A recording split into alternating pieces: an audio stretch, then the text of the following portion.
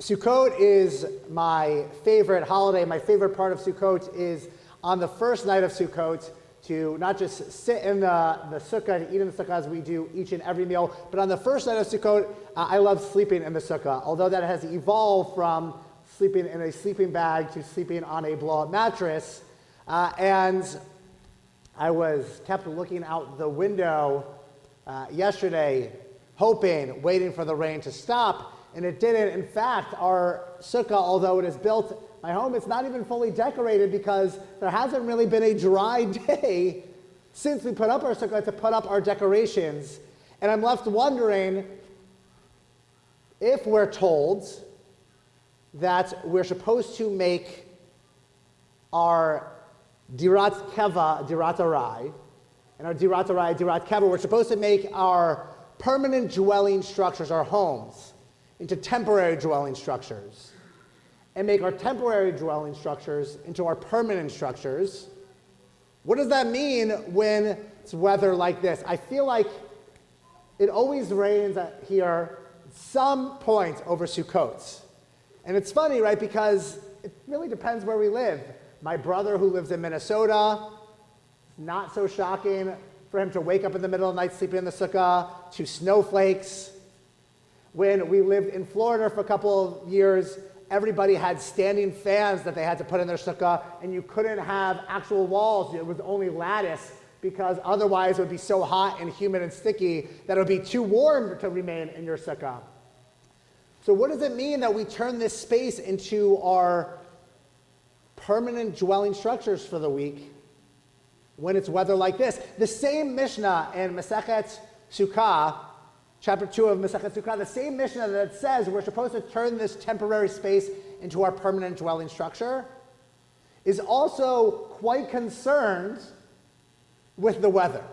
Immediately after we're told that we have to turn this into our permanent space, we're told what happens when it rains. Yardu geshamim me'matai mutar lifnot, right? If it rains, at what point are we supposed to go inside and clear out? And the Mishnah concludes that when the dish you are eating, the Mishnah becomes spoiled. The Mishnah from the rain specifically refers to porridge. The only thing I know about porridge is from Oliver the musical, so I can't, but my understanding is that porridge is somewhat liquidy anyway. It's right, not the most delicious of dishes. All right, you get a little bit of rain in your porridge, you tell the difference. You know, it doesn't change the consistency at all. But the minute your porridge, raise your hand if you ate porridge last night for your Shabbos meal, your Chag meal. The minute your porridge becomes too liquidy, that the consistency changes and the taste of your porridge changes, you're supposed to go inside. The Gemara actually expands on this further, and Abaye mentions when he sat in Rav Yosef's sukkah. And Rav Yosef, who was quite delicate apparently, was even concerned about the wind. And he said that if it's too windy and pieces of your schach were to fall into your porridge, that was enough to go inside. I remember all my years studying at the Jewish Theological Seminary, and we would congregate in the sukkah that was in the courtyard at the time, which that courtyard doesn't really exist anymore, and so that sukkah structure doesn't exist in the same way. But they would always use, branches with pine needles for the schach, and there was such concern that it was so easy for the pine needles to fall. They'd plate the soup before anybody got there, and there would be like plastic cellophane over the plates to make sure the pine needles didn't get into the first course, didn't get into your soup, lest we have to go inside. Part of what I love about sleeping in the sukkah, it's braving the elements a little. Now, I also say that knowing that I'm not somebody who goes camping. So this is the extent of my camping, to sleep in a, air mattress on my patio inside my sukkah. But there's something about making this structure permanent and braving the elements. The Mishnah goes back to, well, it says you should go inside. It says, what do we do with the fact that when it rains? It equates it to a servant bringing a jug of water to their master, and that master pouring the water on the servant's face. The servant being us, the master being God. That's the rain on Sukkot. The Tanaim, the rabbis of the Mishnah, believed was a rejection of us, and we weren't rewarded enough to sit outdoors. That's because rain was so odd, so much so, it's odd that the Mishnah would say that, because only a few days later, right, on Shmini Atzeret, a week from today, we're begging for rain. So all of a sudden the rain shows up a week early, and that's a rejection of us? When a week from now, we're praying for rain, asking for rain, and we would be celebrating if that rain were to come. Keep in mind, right, that the rabbis of the Mishnah, they are not used to this weather or snow in the Midwest during Sukkot, right? If we're talking about being in the Middle East, or later being in Babylonia, right, they don't understand that it could rain every day from Kol Nidre until now.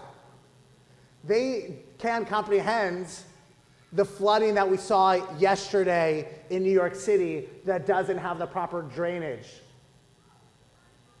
The subway systems that were shut down, mass transit that was shut down to not be able to accommodate this. So then what does it mean for us when we're supposed to truly dwell in the sukkah? We're supposed to study in the sukkah, eat in the sukkah, sleep in the sukkah. We're not supposed to be pained. We're not supposed to be uncomfortable. But what we're reminded of, whether it's by the weather or by the structure of the sukkah itself, is how fragile this world is and how fragile life is. Right? The sukkah could easily be knocked over by a rainstorm. There's a reason that schach is our roof, not just so we can see the stars, but to be reminded of how fragile life is for us when we don't have the safety and safe haven of the homes that we actually live in, our dirat keva, that keep us warm, that keep us dry, that keep us safe. And it's odd that, well, we're supposed to be reminded of that fragility. We're very quick to go inside to our warm homes. If you're anything like my family, to put the heat on in your home even though it's not yet October because it was so wet and so cold outside. It's almost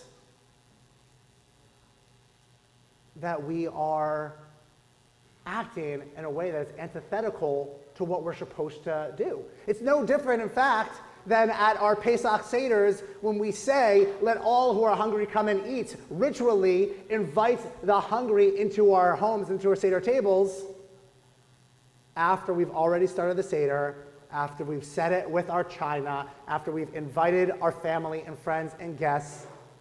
And we're saying that in the privacy of our own homes. We're not actually opening the doors, going out into the public square and saying, all who are hungry come and eat. Similarly, ritually, we're saying, this world is fragile, life is fragile, and there are those who this dirat arai, this temporary fragile structure, is all that they have to keep them warm and dry and safe on a daily basis. And we need to be reminded of that, yet the minute schach comes into our porridge, we're going inside. The good news is, Kiddush is being set up outside in our sukkah. So feel free to eat in our sukkah this afternoon. I believe the forecast looks good for the next couple of days, even if the ground is quite wet.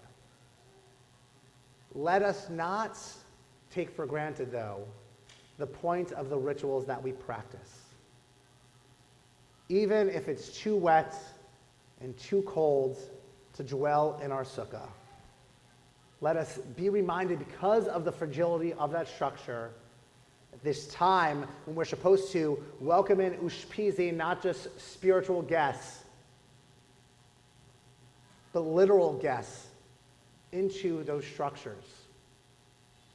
This fall harvest season, let us be reminded of those who don't have that warm dwelling to rush into, to run into as quickly as we can. For years, our sisterhood has been putting together this Sukkot display on our bima. I learned this week that it was started by Sarah Melek, 50 years ago. And this year, our sisterhood leadership added the component of the Interfaith Food Pantry of the Oranges donations that we brought in on Yom Kippur to our cornucopia, because our reminder on Sukkot is not just the fall harvest, but it's that we are supposed to give to others. Right? We read on Sukkot, the end of the festival, we read, "Let all who are hungry come and eat." We read that there shall be no needy among us. This text from Deuteronomy, we're reminded that ritually we may feel for a moment what it was like for our lives to be fragile and unstable. But the minute it gets too cold or too wet or too windy, we run inside. Let us not forget those who can't, those who don't have that warmth to run inside to. And as we sit or sleep or dwell and celebrate in our sukkahs this week, let us not forget those who wonder where their next meal may come from, those who wonder where their warmth and safety and safe haven will be sleeping tonight. And let us not just welcome in the spiritual ushpizin into our Sukkots, but those who need a warm and dry place to stay.